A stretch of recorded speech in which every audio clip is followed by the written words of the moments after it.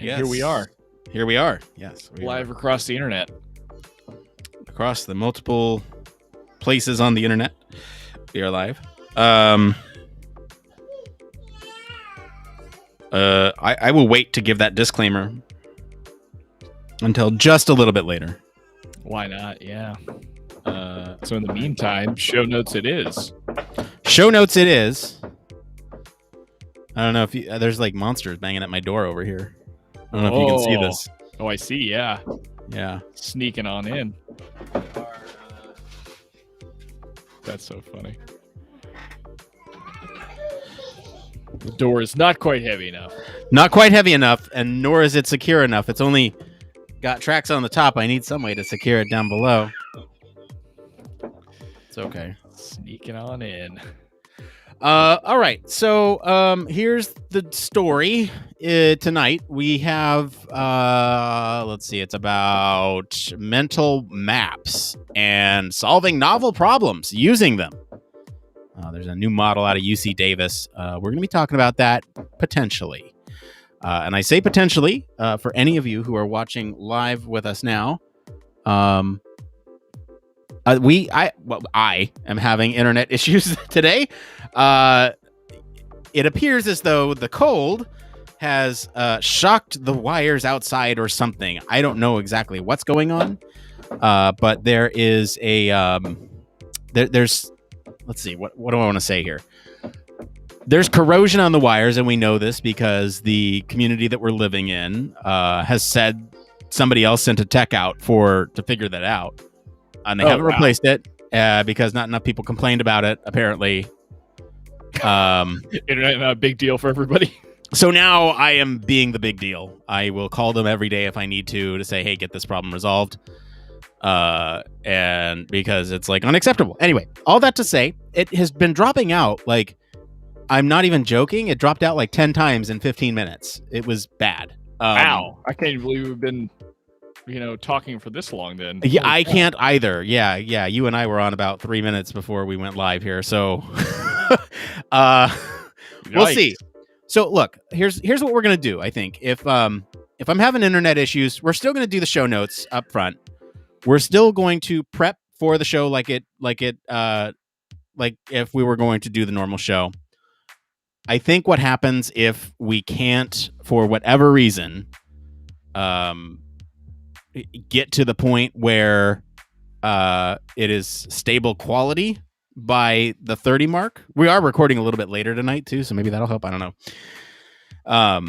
But if we can't get to stable quality by the 30 mark or consistent quality, then I think what we'll do is we'll just kind of do a Human Factors Hangout if we can. If my internet keeps dropping, then we'll just kind of scrap it and do it next week. But we are going to move forward with the show notes as if we are going to do this episode tonight. So I think maybe what we do is we drop this as like a bonus thing or something. I don't know. But I just don't know. I don't know. How are things going, Blake? Pretty good. It's been a long week. I hear you. Late. Yeah. You probably had a longer week than I have. I've been getting up at 3 a.m. every morning for this neuroergonomics conference. Yeah, you're a better man than I am. Has it been good? Have you enjoyed it? Oh, dude, I gotta say, like, no offense to our friends over at HFES, but this is cool. Nice. I think this is really neat stuff that they talked about, especially the keynotes that they got. I think those were very relevant, timely, and exciting to hear about. I feel like HFES does a great job of finding keynotes too. And the keynotes are, some of my favorite things because they inspire, right? They inspire you to look at a story from start to finish and kind of use your imagination to see how you can apply it in other ways. Yeah, man, it's been good. And the digital venue has been pretty great. We're going to do a recap episode and we'll talk about that. I guess in the show notes if we get there, but in case we don't get there, for everyone who's around with us right now, we'll have that out. I'm hoping to get that recorded sometime this weekend. I'm hoping to meet with Lewis Chuang, who's been our point of contact on the neuroergonomics team. Hoping to also get some of the folks from the lab who had a chance to attend. Nice. I know there were a couple of our lab members who were pretty active in the conference, so hopefully we can hear from them. And we also requested voicemails from conference goers, and it was really cool. Neuroergonomics actually retweeted that, so we got a lot of exposure. We posted it in their Discord channel. No voicemails yet, but maybe we'll get some here. That's awesome. That's cool that they were using Discord as well. That's pretty forward thinking, yeah. Yeah, and they're also thinking about building a community too. So I mean, if any of our listeners are interested in that community, I'd highly recommend at least just joining the Discord, seeing what it's all about. They got like little separate, our Discord is smaller.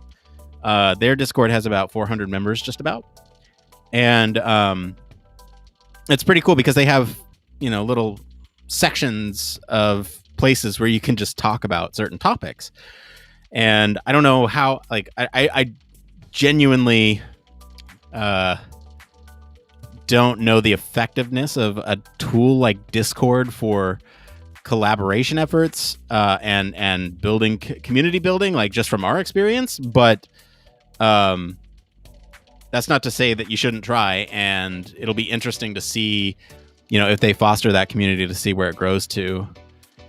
And I mean, who's to say, you couldn't like start one for other nonprofits or anything like that. So I don't know. Absolutely, yeah. It's an interesting platform for sure, and I feel like there's a lot of things that we haven't even really tapped into yet, on top of just what we're doing right now. Yeah. I'll say it here. It's the pre-show. I feel like we're gonna ditch Slack.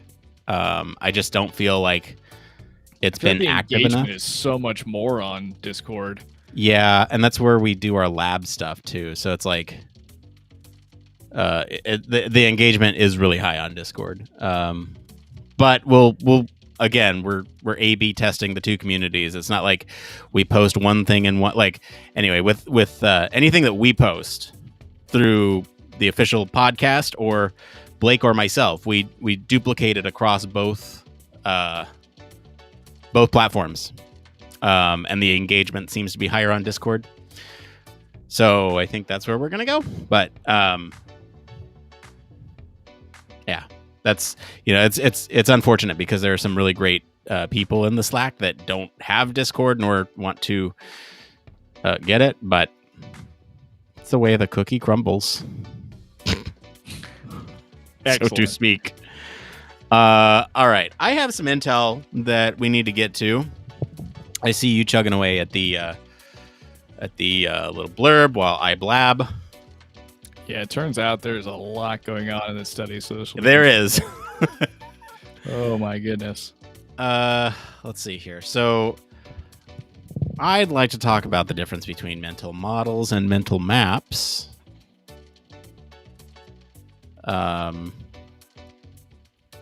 What is the difference to you, Blake? Great question, because I guess mental model I've always thought was analogous to a mental map, but apparently it is not. I think mental model is much more your perceived way of doing things, whereas mental map seems to actually have some mapping to the neurochemistry and science of your brain. So it's more like the pathway of how, not electrons, I can't think right now, neurons are firing to basically get you to an answer, versus like the mode or procedural knowledge you might have. So that's my interpretation. Yeah, and there's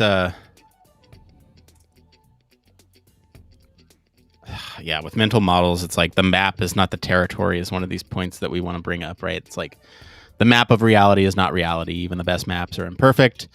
It's because they are reductions of what they represent. If a map were to represent the territory with perfect fidelity, it would no longer be a reduction and thus would no longer be useful to us. A map can also be a snapshot of a point in time, representing something that no longer exists. This is important to keep in mind as we think through problems and make better decisions.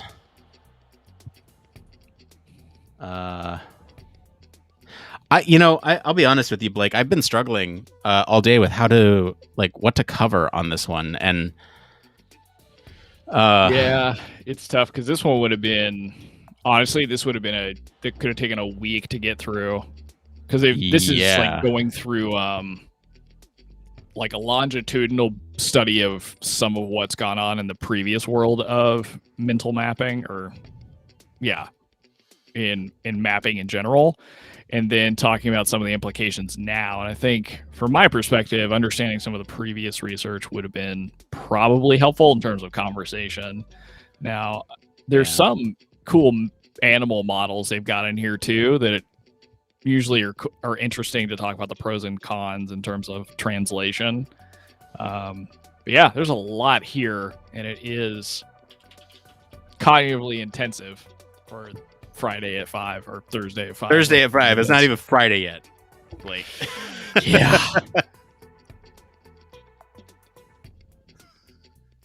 It's been a week, man. Yeah, sure. Oh, jeez. All right. Let's see here. So, however, I think the blurb is going to set us up for some of this stuff. I think just the details of the tasks and the various research is more intensive. Yeah. So, my question, because I didn't read very carefully, is a mental model, or sorry, a mental map and a cognitive map the same thing? Yes, it looks like they're using them interchangeably. Okay. Cognitive maps have been built and studied in various fields. Mental representation or model. God, cognitive maps. Anyway, the whole thing. I want to. Some of this is dumb. Actually, yeah. I mean the semantics behind it. Yeah, unfortunately, this is kind of the hard part, I think, about making these articles the way this one's written, right? Like, it's not the paper from Nature. It's the high level, description you can put out on a blog and have people read. But there comes that like similar nuance. Yeah. Well, I mean, what this just tells me is that people need to put their papers out on publicly available domains. I mean, that would be awesome. Yeah. I look, like, I make it a point to not select papers when I choose the news. This one slipped through, that are behind paywalls, and it's for this very reason. It's because we can't get the information that we need to talk about it on the show, and so, oops, that's on me. Track problems. It's on everyone who was in that chat room with me too. When I looked through it, picked it because I didn't go. I was like, oh yeah, this is great. So it's on you guys too. It's a shared effort. Yeah, so I'm gonna go with mental map is cognitive map and mental map are the same. Okay. Honestly, the title uses mental map. Cognitive map is what's appearing with most of the match keyword. That's good. So mental model versus cognitive map. Oh, I see. Okay. Mm-hmm. Mental models are individuals' internal representation of perceived reality, which help individuals make sense and give meaning to the world around them. Cognitive maps are the externalized portrayals of mental models in some kind of visuospatial layout. Does that make sense in the context of this article? Yes, it does. Okay, so let's bring that in. I feel like that's important context. So Intel. Well, here. Let's do like what are mental models, what are cognitive maps? And then we'll do like a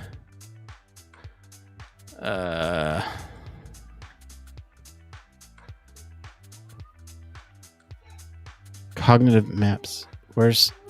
Okay, so cognitive map, visual representation of a model given a process or concept.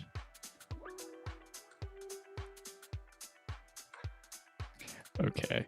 This analogy is, in my opinion, not very good, but it is the best one that they have in here. So I'm going to make sure that we go through that. Instances of cognitive maps.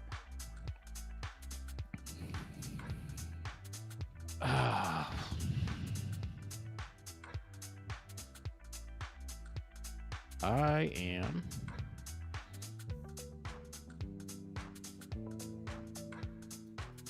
sometimes called. Okay, this is so dumb. I'm sorry. The semantics on this are just so dumb. I hate it. But anyway, a cognitive map, sometimes called, but should not be confused with, a mental map or mental model.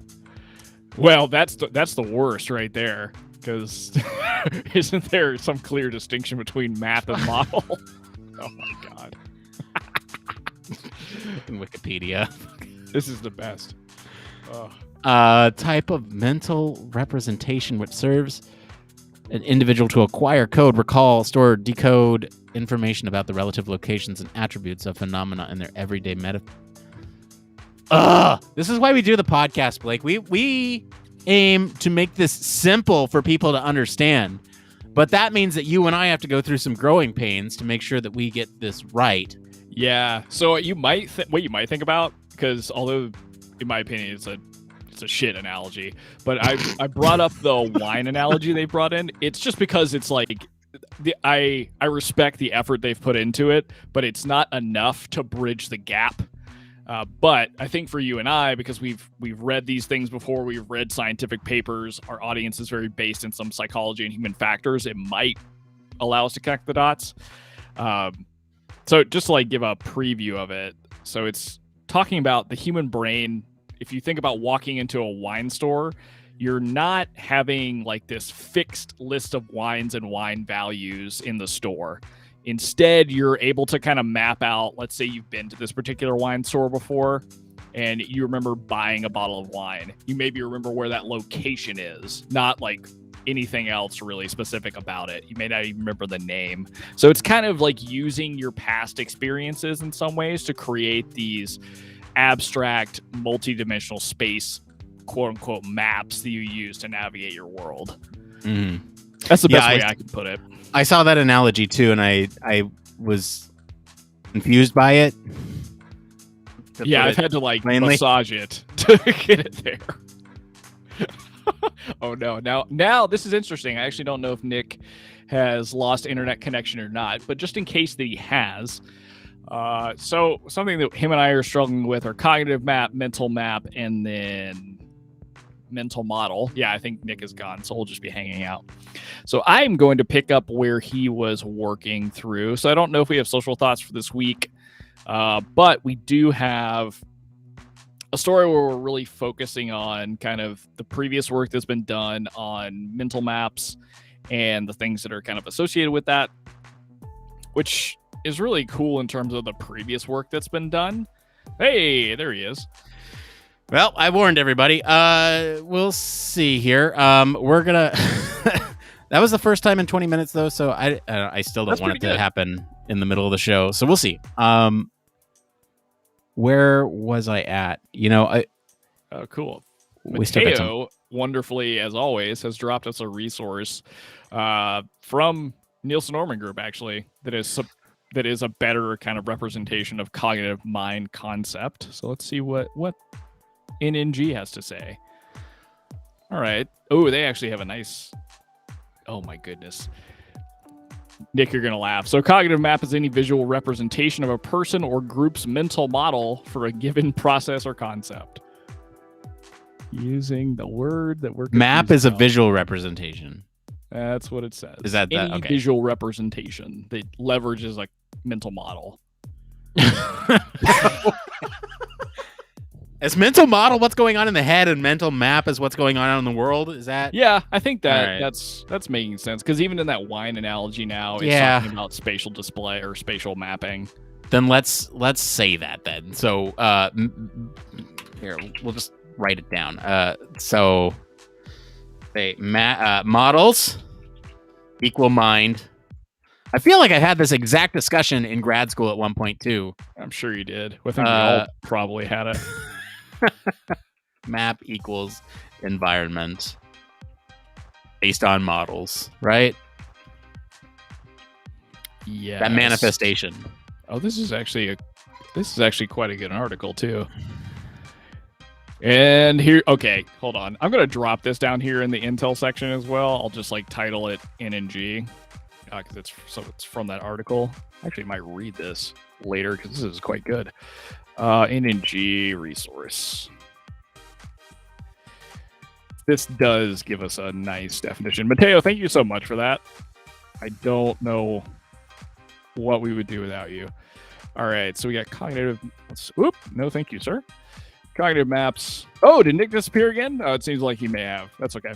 So cognitive maps, and now we actually do have a definition of mind maps from the NNG article. So I'm going to grab that, and I think I will actually read it out to you because it is helpful here. So, like Nick was saying a second ago, like the mind map concept is much more, or the mental. Excuse me. Now I'm messing it up. The cognitive map concept is a visual representation using a mental model that you have. Mental model being internal. Cognitive map being a visual representation using that mental model as scaffolding. Mind map, however, all right, I'm going to read the definition and then I'll try and explain it in case it doesn't make any sense. So mind maps are the most simplistic and thus, oh goodness, straightforward type of cognitive maps. They have a clear hierarchy and format, and they have a relatively quick to create and consume. And they are relatively quick to create and consume. So definition of a mind map is a tree that represents a central topic and its subtopics. Holy cow. Okay. That's interesting. So shout out to, of course, Mateo, but also Nielsen and Norman Group for like having this article out here. If you are hanging out on Twitch, I highly recommend checking it out because it does a really good job of defining these things, but also talking about characteristics. And in reality, if Nick and I are able to do the show, I can't tell if he's gone again or not. Oh no, I'm here. I'm here. Okay, cool. We're good. This might be the way to explain this stuff, is using this article as a scaffolding, because it actually goes through the definition, the characteristics, applications. I know they're in UX, but it applies to HF. Sorry, this music on repeat is just like hurting my brain. Hang on, I'm gonna refresh it. Oh, I can't even hear it. Oh, really? No. Is it just so low? I don't know. No idea. Anyway, hey, so here's the thing. We didn't get any social thoughts today. So if you have anything that you want to let us know about, drop it in the comments. Otherwise, I'm just not going to mention it on the show. Let's see. Did you drop out again or no? I did. Yeah, I dropped out twice. Just wanted to make sure I wasn't sitting there filibustering for nothing. Filibustering. I love it. Yeah, look, so here's what I think is going to happen. I don't think we're going to do a show tonight. I think we're going to do a Human Factors hangout. We'll probably make it an hour long. I will. I'll drop the audio as like a bonus thing. I don't know. Like I just. Well, this is cool because I actually really want to dissect this article that. Yeah, it'll give us a little bit more time, I think, to process it. We could actually pull out a pretty sick episode on this topic. It'd just be different than stuff we've done before. Yeah, I will say, don't worry if you're listening now and are disappointed that you're not getting an episode. We will have a recap episode of the Neuroergonomics Conference for you all at some point soon. So, like I'm hoping before Monday night is kind of my timeline for that. So maybe hustle in this weekend to get some stuff.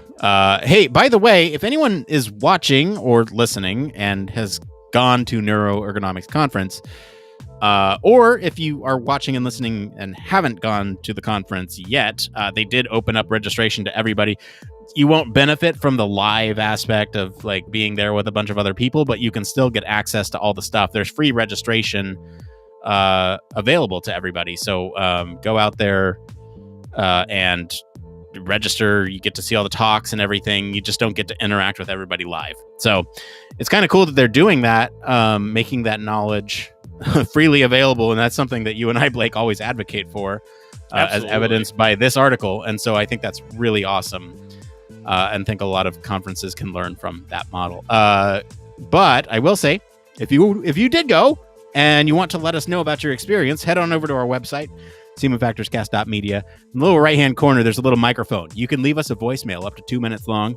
We'd love to know your name and kind of your favorite moments from the conference, your favorite posters, presentations, keynotes,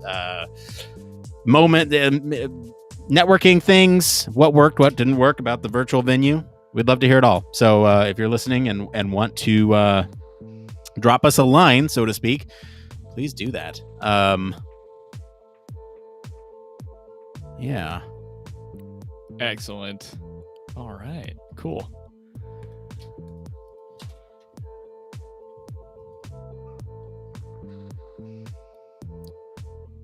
There's something about the tones in this background music that remind me of The Mandalorian. I don't know what it is. There's a link to the Discord for free registration now. Sorry, Mateo in the chat. I'm guessing there's a link in the Discord for the free registration now. As on their website, it doesn't seem to work. You can go to their Twitter. They posted it on Twitter. I also signal boosted in our Discord. It's probably a little easier to find in ours. But it is in their Discord. I don't know if it's I don't know if it's pinned or anything, but it certainly, they said it yesterday, which would be September 15th here in the States. So let's see here. Time zones are weird. Yesterday, yeah, free registration for the rest of NEC 21 till we hit server capacity.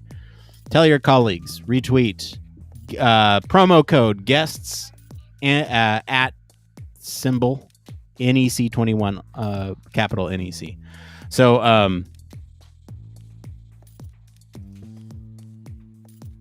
here, I can throw that promo code in the chat right now for anyone who's watching. Let's just do this. Can't go wrong. Yeah, there you go. If you're watching right now, I just threw that promo code in the chat.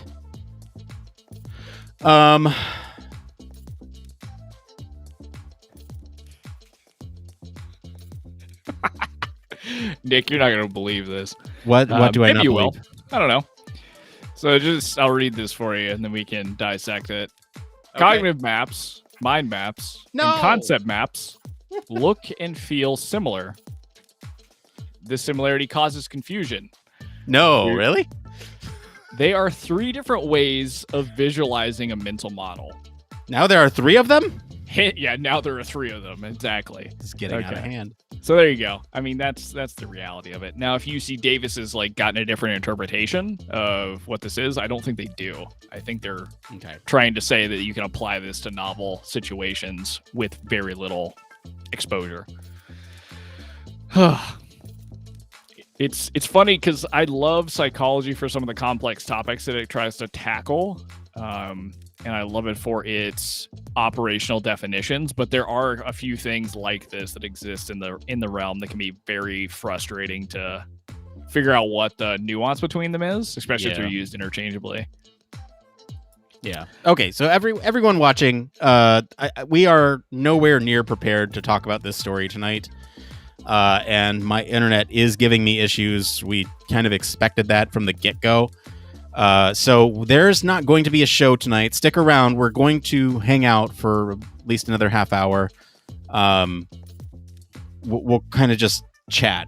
We can continue doing these show notes. If you have any questions, I think we can kind of treat this as office hours. So if you have questions about Neuroergonomics Conference or mental maps or mental models, I don't know. Just that's drop fine. them. It's we're just hanging out for the next 30 minutes. So provided my internet doesn't crap out for too long to where we're not going to have, because I think it's held up okay when I dropped. For now, I think that's probably because you're still connected and it gives me some sort of buffer room to reconnect before it shuts the room down. Oh yeah, I didn't even think about that. Yeah, it wouldn't even keep the room up if you're not available in it. Yeah, so it kicks me into the lobby. I have to readmit myself basically. Interesting. Yeah, Oh, like that's you'll always see fun. see me backstage. Anyway, so thank you if you are hanging out with us and dealing with these technical issues with us. We really appreciate it. You know, I feel like okay, yeah, we should let's finish the show notes. That way next week we can just get into it. I think that's the best way, right? Yeah, and I think we've got a lot of good details here. Okay. Um, Let's see here. So what do we want to talk about? You have the wine analogy. You have the decision task. You have the studies with the mice, rats, and then you have we kind of break down what mental models, what cognitive maps are. I feel like we have enough to discuss how to approach novel situations. Do we have other good examples of what type of novel situations we might want to apply this work to? I actually want to peek in this Nature article and see if that gives us any details. Yeah. Or any extra things, because this is the actual abstract, which you can sometimes Yes. get a little bit more stuff out. Of course, they're going to use a lot of jargon that we'll have to sift through. Hang on. You know what? I do, as you're going through the abstract and you mentioned the jargon. Oh my goodness, this is like, what is this? Inferences on multidimensional social hierarchy use like grid-like code. Okay, this is the reality of what they did. Then I'm gonna parse this to pieces. Look, I make sense of it. I would. Oh, give me one moment. Da-na-na. Yeah, it's kind of funny. This has got actual. There's a lot of brain science going on. I can see why the article is written the way it is on the UC Davis website, because this might. I don't know any better way to put it. It might turn people off from even reading it or finding it interesting, because there is actually a lot of things going on in terms of the brain science they did in various brain areas. One thing I did want to bring up, actually, Mateo, I think you bring up a really cool point in the Twitch chat that like this is definitely a place where robotics could come in, and maybe where this decision tree making can be helpful for stuff like that. Because if we can use minimal information as humans to compute and understand our surroundings, we may be able to translate that to, baseline machine learning algorithms that feed kind of how robots interact with their space. And I think we've even seen that to some degree in various stories we've done over the few years that we've done the podcast. I think actually it's harder to try and figure out what's happening in the human brain than it is to create analogs that we can use in machine learning that impact how robots sense their environment. Hey, I want to share something with you all. So this, speaking of jargon, this is one of my favorite paper titles ever. And I probably mentioned this on the show before, but it's been a long time since I've done so, and I would like to remind everybody. And this is not the show. This is the pre-show hangout, which I need to change. Anyway, the title of this paper: Consequences of Erudite Vernacular Utilized Irrespective of Necessity, Problems with Using Long Words Needlessly. Beautiful. That's how I feel about most abstracts. It's like you don't. And this is a larger issue of communicating science. I hate. I'll just flat out say I hate when there's this pompousness associated with higher levels of education. Obviously, you and I, Blake, are sitting here saying ums and ers on the show, and that's fine because we are trying to communicate it in a way that's fun and entertaining and educational all at the same time. I think a lot of academics can get wrapped up in the semantics of these words. I think basically this says it all right here, right? Why are we using long words when we can just use simple ones to communicate the same concepts to help other people take that research and run with it? It's dumb. It's really dumb. And I just wanted to share this with everybody. This is me. I'll get off my soapbox now, but Well, I don't think I think it's an important topic, Nick, because it's like I hesitate in some ways to say this, and I don't think I should. But like when things are written this way, let me take the grain of salt and put it out ahead of myself. I understand that abstracts, papers, they are meant for a very specific audience. Yeah. However, like using this language is not inclusive.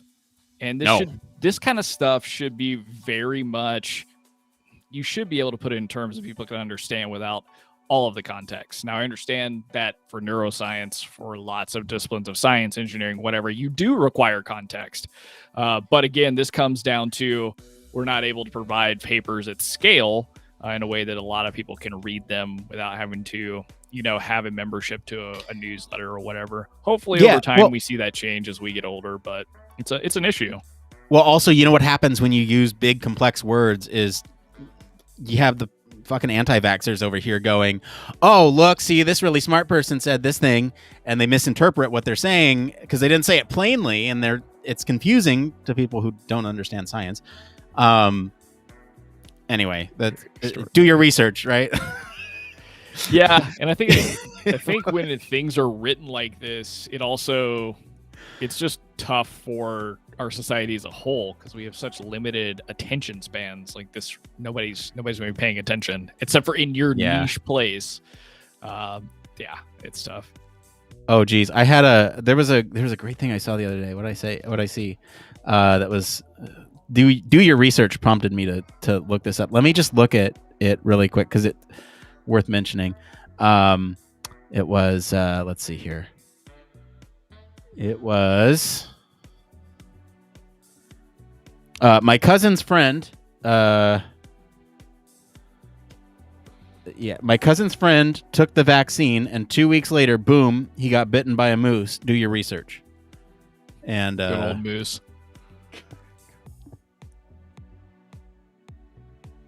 So dumb. All right. Anyway, we're clearly into the Human Factors Hangout portion of the show. I'm gonna wrap this audio up and put it on our Patreon. I don't think I'm gonna release it as a bonus episode because it doesn't feel substantial enough to stand alone. We'll let our social channels know that we're not doing a show tonight. Reason being, if you're just joining us, my internet is not great tonight, and we want to make sure we do this paper justice, and we spent a little bit more time refining the research on this. So anyway, Mateo makes a great point here. It looks like this is a quote from something. The job of a scientist is probably from the thing he posted here. The job of a scientist is not only to perform bench work, write journal articles, and attend conferences with like-minded people. Our job as scientists is to ensure that what we discover is communicated to the public in an effective way. I completely agree with that. Yeah. So, and honestly, if you're listening right now and want to help with the efforts of communicating science, specifically human factors, we do have a lab that's dedicated to this topic.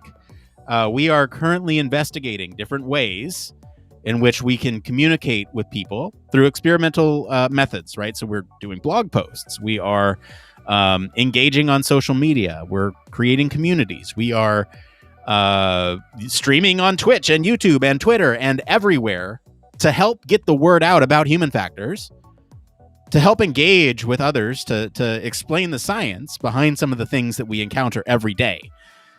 So if you are interested in joining the lab, we do have a link on our website. Again, that's humanfactorscast.media. You search for Digital Media Lab, or if you search for Human Factors Cast Lab, we have pretty good SEO, so you probably find that. I'm just going to search it right now. Human Factors Cast Lab. And in fact, I will put a link to it in the chat wherever you're at right now. Yeah, see, we do have some pretty good SEO, and I'm really happy about this, actually. Thank you, Podpage. It's really saved us here. So if you search for us, you search for Human Factors Cast Lab. The second result is the Digital Media Lab. The first result is our website. You can find us. Drop us a line. A voicemail, contact info if you want to get involved, we are happy to have you. We'll find some place for you that meets your interests. This is becoming a very long advertisement for the lab, but seriously, we're on the topic of science communication, science literacy. So I felt like it was necessary. Anyway, with that, let's hang out. Nice, very good. Get off my soapbox over here. Hang on. All right. Soapbox. Oh, literally. Putting it away. I don't know why there's a step stool in here. I think my son may have brought it in. I don't. I figured you were using it to update the pod or something. No. The pod is currently done with construction for now. It's not where I want it to be, but it's good enough for now. So I'd like it to be a little bit more soundproof, but what can you do? I don't want to bring too many materials in here and then have to disassemble it all when we actually find a home. You know what we didn't do, which we probably should do before. Well, maybe not. I don't know. I'm conflicted on this, but we could do It Came Froms because that'd be fun. I didn't pull any. We did have our Patreon one last week that we answered. Let's see here. And I haven't actually looked at them this week. Usually I go through and do kind of like a cursory glance. So we're gonna go look just to see if there's anything fun. Let's see here. Mateo, again, with more of these quotes here. As soon as you speak to someone, speak to chat automatically. Oh, wait. This is something different. This is Sony's truly wireless. I hate that Restream doesn't allow us to click on these links. It doesn't? No, not from the chat interface. It just says show, right? So if I were to click on the thing, like I can't click on that link. Eyeing these truly wireless buds from Sony. Great feature they've implemented. Speak to chat. As soon as you speak to someone, speak to chat automatically pauses the music and lets in ambient sounds so you can conduct a conversation. No more removing earbuds to have a conversation properly. I do like that. That's kind of cool. I think some good conversational design. That's that's thought out by them. That's one of the great benefits of bone conducting. What's the word? Bone conducting headsets is because it goes through your bones, so your ear is still free. You can hear what's going on around you. But that also means it works in some instances where you just need to passively listen to something. But if your main goal is to hear like a podcast or something, you don't want that crosstalk from around. And so it's a different thing going on because you can turn it off to as you're having a conversation, and then it goes right back into it, which is kind of cool.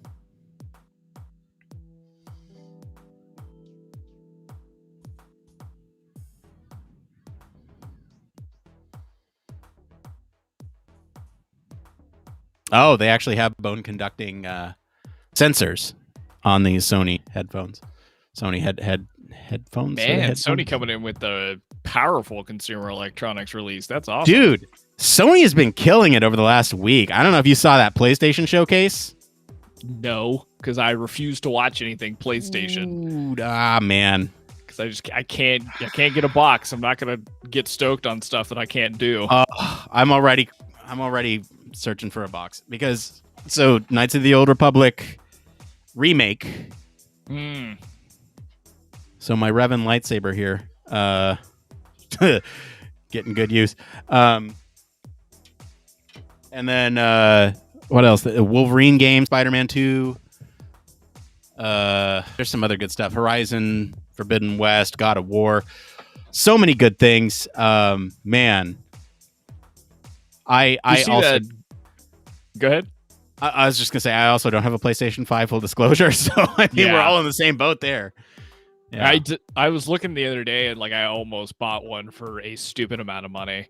I do still think I'm gonna go in and get one of the controllers just because I know I can use it with some of the PC games that I have because I just and it looks and I want to see how it feels. You'll have a player too whenever you get it, exactly. So it's not a waste of money. No, I am really excited to try that haptic feedback on that thing though. That seems like it's game changing. Pun intended. Literally. Hang on, really quick. I'm gonna pull some It Came Froms while we're chatting. I'll jump in with them from here to there.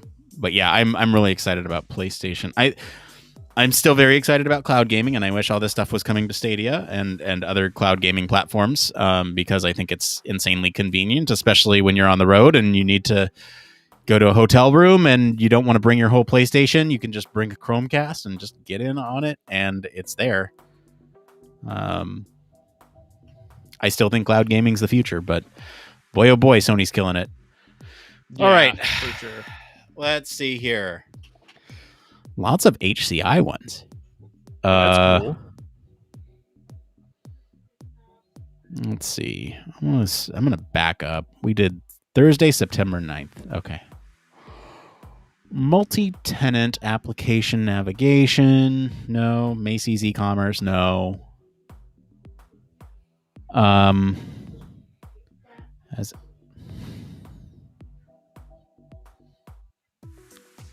it's the best remote tool to test mockups. I feel like we talked about this a couple of weeks ago with, or I guess last week with remote work. Do you use any tools to present mockups remotely? I only use one because I'm kind of like, there's like two design tools that I use, and one I use more primarily for mockups and prototypes. And I think I actually mentioned that probably the last time we talked about it because it's just Figma. Yeah. Oh, GeForce Now is coming to Australia. Looks like that's cool, Mateo. I'm excited for you guys to get GeForce Now. GeForce Now is cool, although I find the interface a little clunky because here's the workflow. You get into GeForce Now, so you have to log into GeForce Now with your NVIDIA account, and then you click on the game that you want to play. You have to own it, which is obvious, but you click on the game and then you have to sign in to the platform that you own that game on so it can verify that you own it. And then if you don't pay for the service, you have to wait for a rig to become available. And if you don't pay for the service, you don't get the 4K whatever. I think it's just 1080 30 frames. So it's kind of fine, but I think there's more seamless options available. I think xCloud and Stadia do a pretty good job. xCloud has come a long way in the last couple years. Stadia kind of had a leg up on them, I feel, and I feel like there's definitely more of a less of a gap now between the two. But if you do want to do a review, we can explore that option on the blog. Just do it from a human factors perspective. Do something different that's not out there already. That's cool. Yeah. Cloud GG. Cool. All right. Have you tried Amazon service? Either like Mateo or Luna. Yeah, Luna. I ordered the controller. It got here after the 6-day trial was up, and there weren't any games that were pulling me to the platform immediately. So I said no, thank you. Got it. I haven't tried it, but I've read a lot about it. It seems to be okay, not as good as Stadia or xCloud, but fine, operable, right? Interesting. Okay. Yeah. Is Stadia in Australia yet, Mateo? Do you know?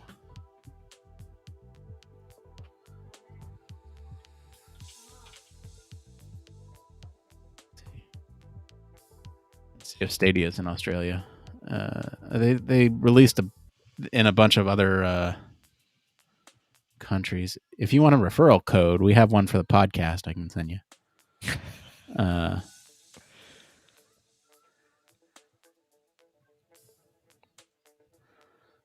Here, let me send you a referral code, Mateo. You can see if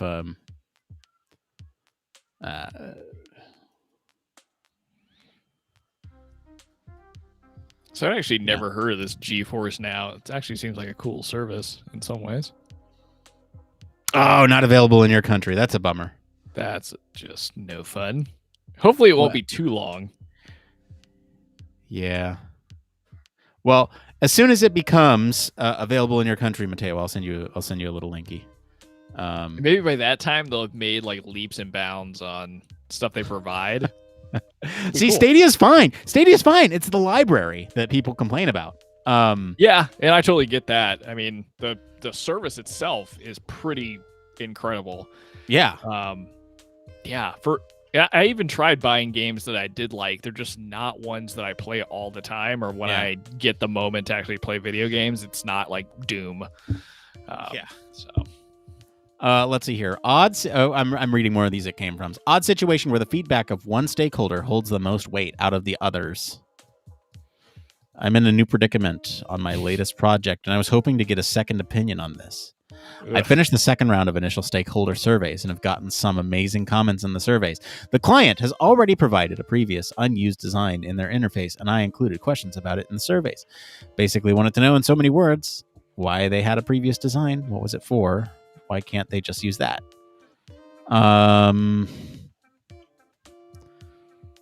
My question is, how do you handle a situation where a single stakeholder holds most of the power and already knows what they want?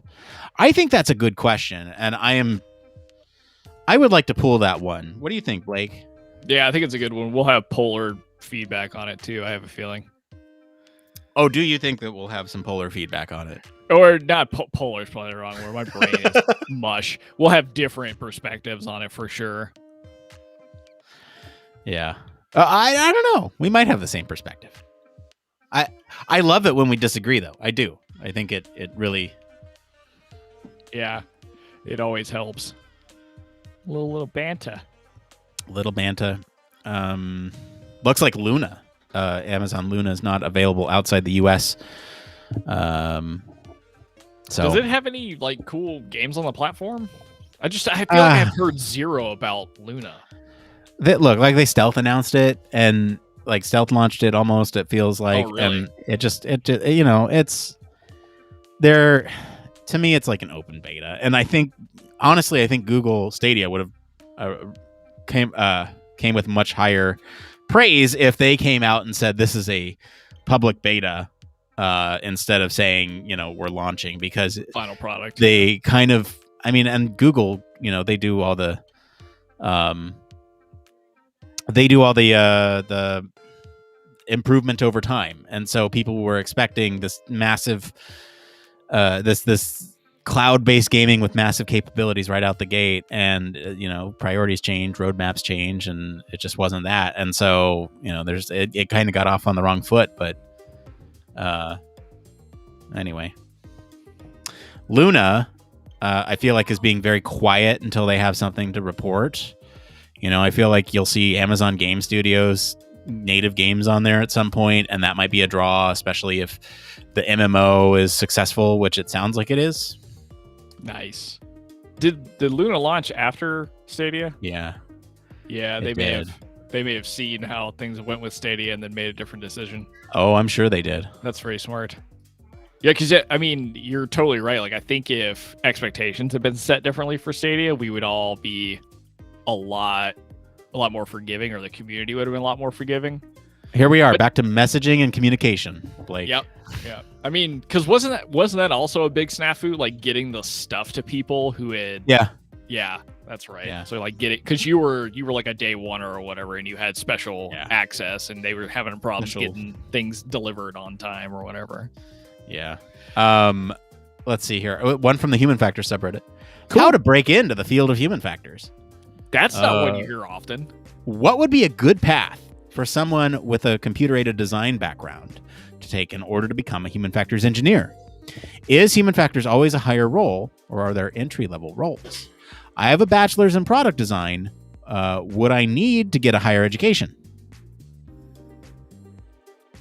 I like it. I'm going to take it. Do it. Absolutely. All right. We're going to snag it. Now, I will say, if anything comes up in the next week in our Discord or on our Patreon, we will answer those first. We're going to prioritize those, but I think we'll keep these for next week. There's one more. We need one more, I think, to...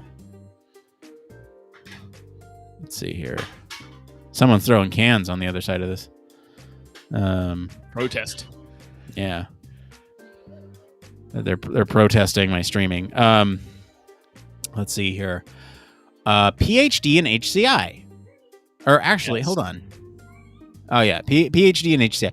Did my engineering and material science and passed out in... wait, passed out? Really? Okay. Passed out in 2018. I wasn't really into material science and decided to work in IT for a year. I quit after that to try and start a startup where I came across HCI. So now I can code and design stuff. I have a project to show for it, and I'm wondering if I can do a PhD in HCI. What do you guys feel about my chances? I don't know if we want to take that one. I feel like that's kind of similar to the other one, but less targeted towards human factors and not a specific... I mean, it is a specific path, but it's just like answering two specific paths. Yeah,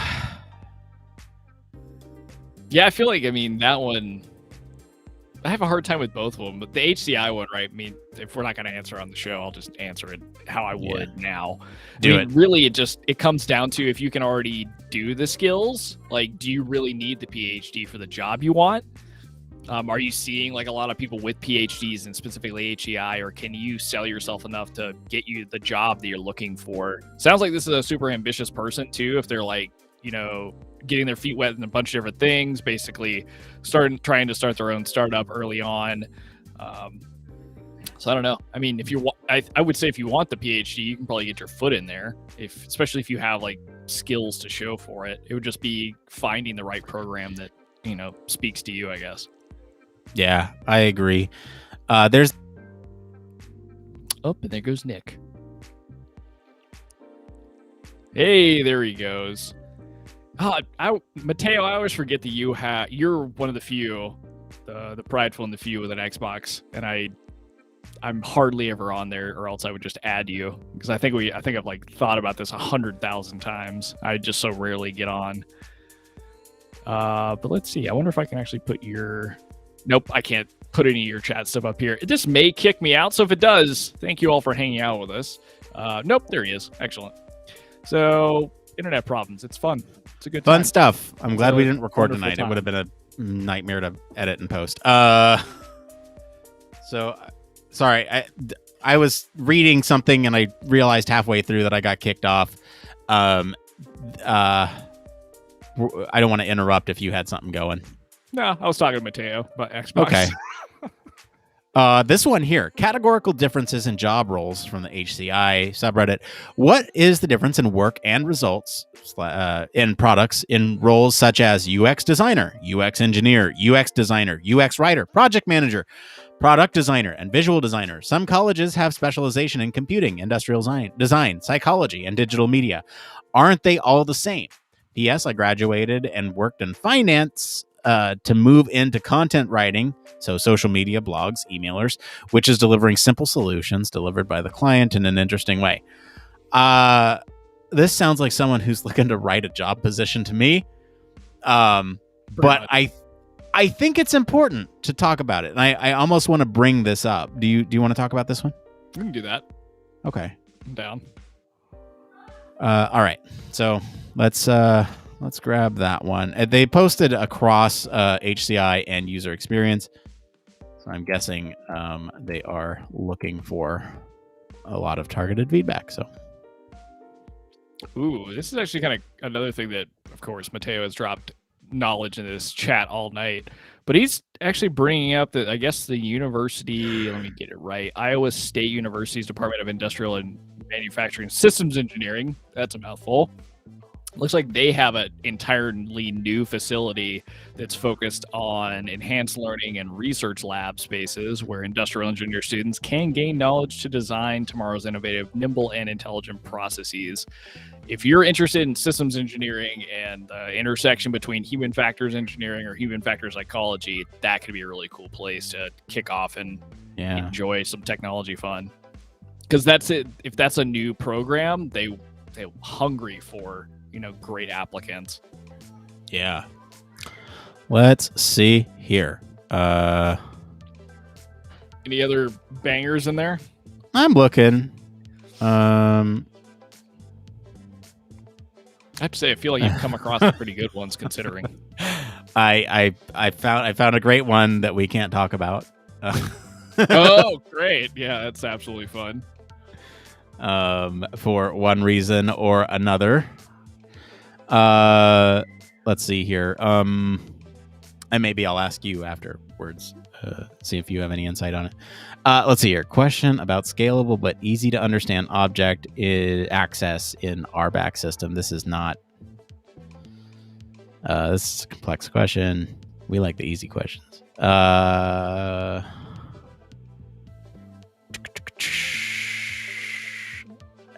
engaging is DataViz? That could be cool, depending on what the rest of Oh, the question never is. mind. It's a study. It's someone requesting. Oh, bummer. Those are not fun. They always get me excited, and then it's like, oh, this is an article or something like that. Yeah. Good questions, though. Good questions. Approach to content rationalization. Currently on a web redesign project exploring new journeys for a very content-heavy site. One of the tasks in the backlog is to rationalize what content, 1,000 pages plus, carry over to the new greenfield site. Part of an MVP or ongoing. What is the best approach to determine what is valuable or what gets cut? Woo. Each stakeholder will be biased to the content that's specific to their needs or department. Is there an analytical approach?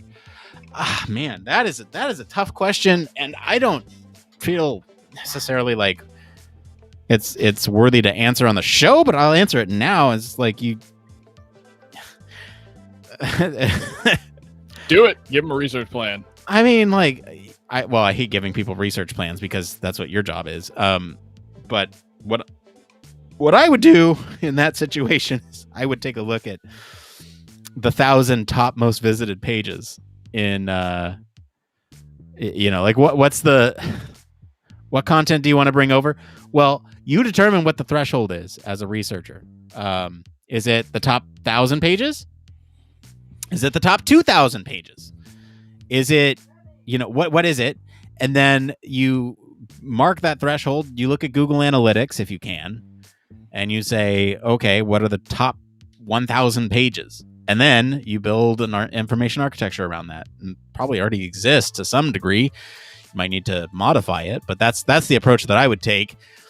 Fairly straightforward approach, but it's backed by data. It's backed by number of people on those pages, and sure, it might crop out something that's super important on one of those side pages, but again, if that's not one of the most visited pages, then you'll get that crucial feedback when somebody's going through and says, hey, where's this thing that I'm looking for, and then you just add it back. I don't know. I think probably what's the baseline data you have to start with, and that'll tell you some places to start. It's always hard interacting with so many different stakeholders that may be tied to things, but may not be, thinking necessarily outside of just themselves. Like, what does it mean for the company or whoever's the end user? I didn't really understand what the website was for. Ooh. Blake, I got another good one. There's a lot of really good ones this week, I feel. This one's called First Time Building a Design Team, Feeling Excited and Terrified, Need Help and Advice. Oh, we've talked to Jessica Perlman before. I recognize that name. I've been the solo designer in the company so far. I've been asking for more designers and for this opportunity to build a design team for a long time. Ooh. Now that I've been given the green light to hire 3 to 4 designers, I'm excited and terrified at the same time. I've never managed anyone, and I feel like there are so many things I need to figure out, from putting together a job description to figuring out the hiring process to actually managing and supporting a team. I almost regret asking for this in the first place. Where should I start? I have ordered a couple of books, Making a Manager and Organization Design for Design Organizations. Would appreciate any help, advice, and tips. That is a great question. I almost want to answer that on the show. What do you think? Yeah, we should. There's a lot of resources for that kind of stuff. Let's snag it. All right. We'll grab that. We're past the hour mark, but I'm okay to stay on for a couple more minutes, provided no internet issues. As long as we get through some of these. It came from, it gives us a little bit extra to give our Patreons. Hopefully they find this information useful, and hopefully you all hanging out with us tonight find this fun, engaging hangout engaging. I don't know. It's like I think these are cool. We did last one we did was about 2 months ago. Right after I moved, I was having internet issues that night too, and was afraid that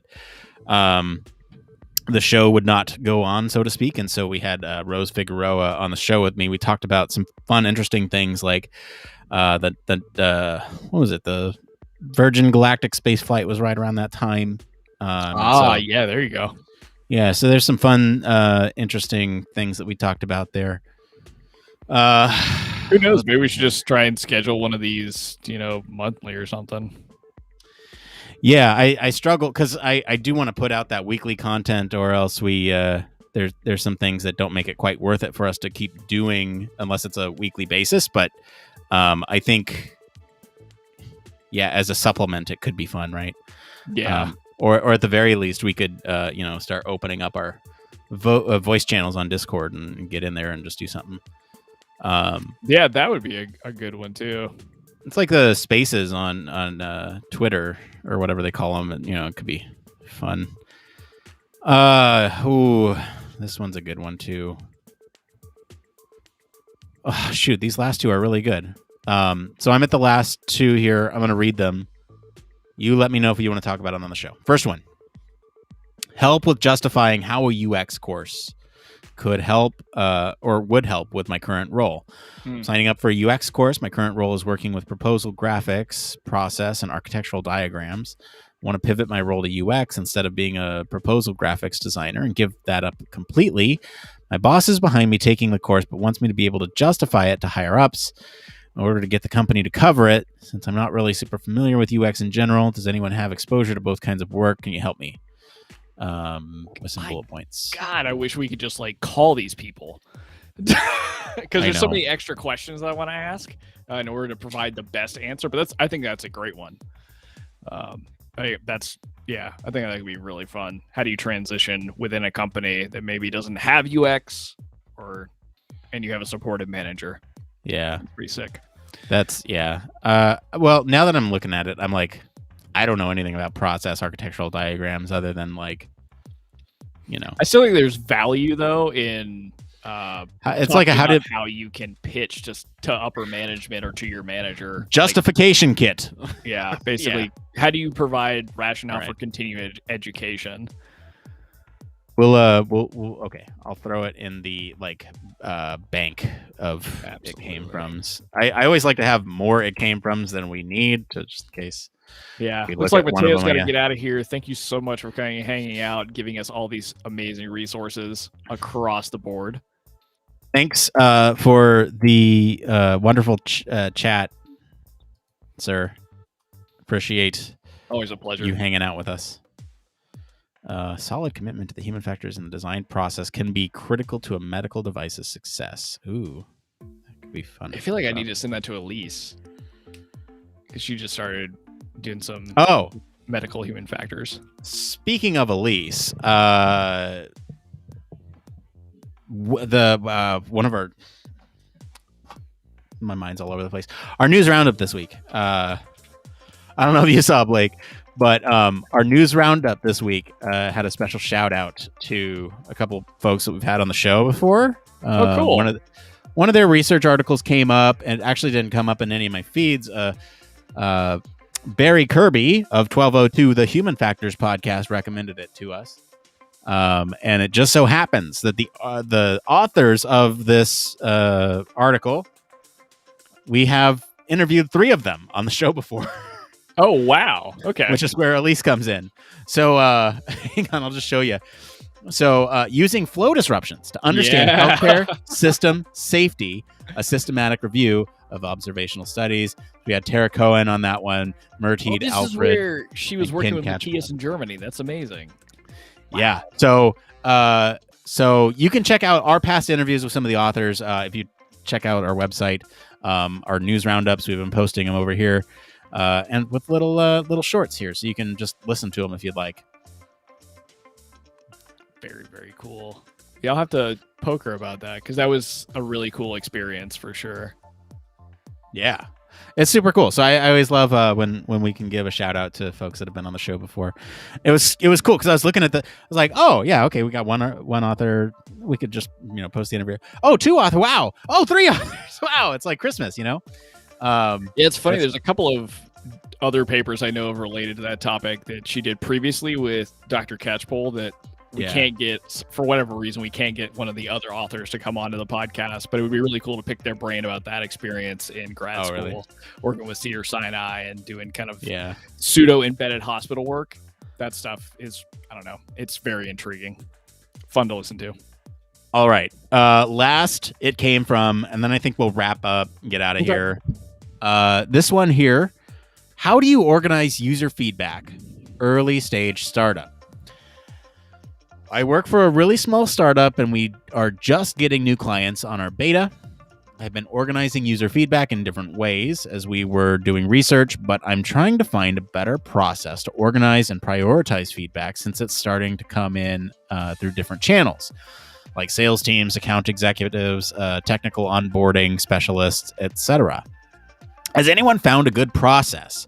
It's not something that has to be perfect as we're still small, but something we could use as we grow and eventually find a more solid solution as we get more clients. For right now, I was thinking in Airtable or Google Docs so I could use Zapier to automate things if needed. What are your thoughts? Do you like that question? Do we want to talk about that one? I feel like you could answer that pretty well or give some ideas because you're pretty well versed in automating things with Zapier or process management. I'm okay with it. I think there's limitations, of course, but can you think of better ways off the top of your head to deal with the problem? Yeah, Jira or some sort of. Geez, if you can afford Jira, why not? Yeah, that's the thing, though, right? They're a startup, so I don't know if they'll be able to afford it. Task tracking software, I think, is probably the best way to go. Basically, what you need. Well, I don't want to answer it here. We'll tease it for whenever we talk about it on the show. But yes, I think that's a good one we can talk about. Cool. So we'll snag that, throw it over here, and any last words before we get going here? Yeah, I mean, it's a bummer we didn't do a show, but at the same time, this was just as fun for me. So I hope everybody else enjoyed it. They got to hang out with us. So yeah, hopefully. I don't know. We'll see if the metrics like it. Not that we're driven by metrics, just we're just informed by data, not driven by data. Exactly, informed by data. Maybe it's okay since we dropped a bonus episode this week. Actually, you know what? I'll give a plug for that. So Blake and I did a preview episode for the Neuroergonomics Conference. We go over the program, take a look at what to expect from the conference. Conference is now over. I went to a lot of the stuff that we talked about, and we'll have a post recap episode for you all at some point. We weren't able to secure any interviews, although we have a pseudo. I don't even know if you want to call it pseudo interview. We have someone coming on the show, our contact Lewis Chuang, who's going to talk a little bit about how the program went this year. So it kind of an interview. He's the co-chair, one of the co-chairs. You also get a retrospective on that, especially from like leadership. Yeah, I agree, and we'll have a couple other voices on the show too to get a variety of experiences from that conference. So hopefully, that will take place of the podcast this week, and hopefully that'll be sufficient enough for everyone's ear holes. I'm sorry about it, internet issues and all that stuff. Anyway, hope everyone who's listening to this is doing well. And if you're not doing well, I'm very sorry. Reach out to us. Virtual hugs are free. And I think I'll leave it at that. Be well, and we'll see you here next week. I'll probably see you all a little sooner. It'll be pre-recorded, but it'll be here. So, one last note, I guess, no office hours for me on Monday. I will not be doing those on Monday, but we'll still have a news roundup for you all. Okay. Anything else? Do we miss anything? I feel like we took care of all. We plugged all the stuff you did like around the conference, around the bonus episode, plug the lab. I think we're good. We've hit all the wickets. Thanks everybody for kicking it. Well, thank you everyone for kicking it. Blake, stick around. I have a question to ask you. Absolutely. All right. For everyone else, bye-bye. We'll